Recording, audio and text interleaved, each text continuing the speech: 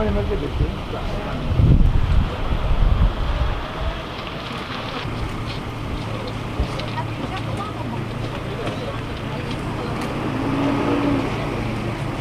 good to see you again.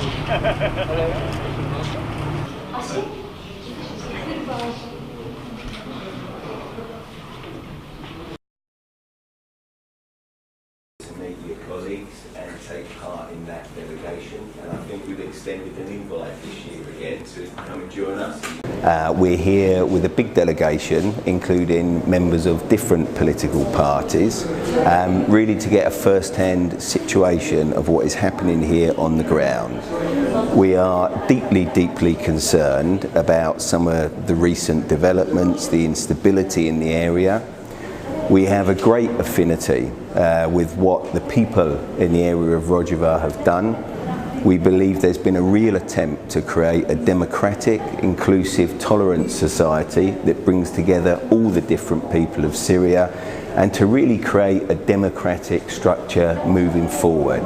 That's the values of our organisation: democracy, tolerance, inclusiveness. And from the point of view of Unite the Union, we want to offer every support and assistance and solidarity we can.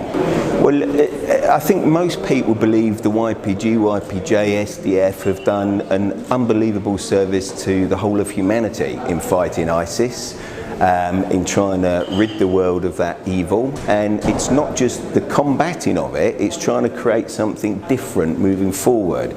What we're worried about is clearly the intense Turkish aggression. I think it's been a magnificent preparedness to compromise by the SDF to accept the buffer zone that has been proposed and I believe is now to come into operation. But nothing seems to satisfy Turkey. They seem to be threatening again and again to invade, just as they've done in Afrin, and it is, in our view, quite outrageous. And what we need is to build much more support among the international community. We would call on European governments, international community as a whole, to absolutely maximise pressure on Turkey to stop the threats, stop the aggression, withdraw from Afrin and stop basically threatening a genocide on the Kurdish people. As I understand it, the SDF is now calling for an international tribunal to deal with the situation. We would 100% support that. It needs to be dealt with properly, but given the situation and the post-war period and some of the difficulties, there clearly needs to be proper international support in order to build the structures that are necessary, but also the victims of those crimes and the witnesses of those crimes are here, and it seems quite appropriate that any processes take place here and that justice is then done accordingly.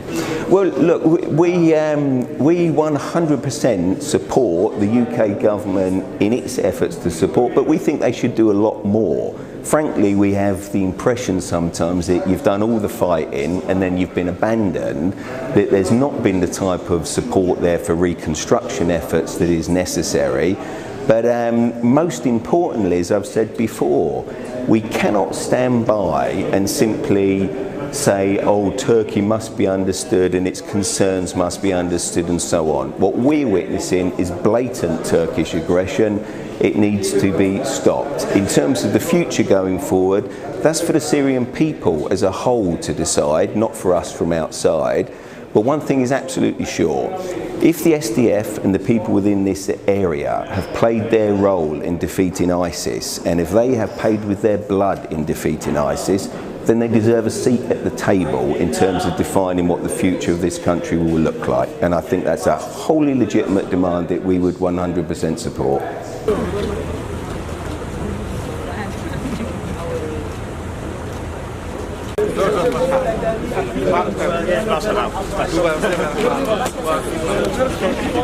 Again.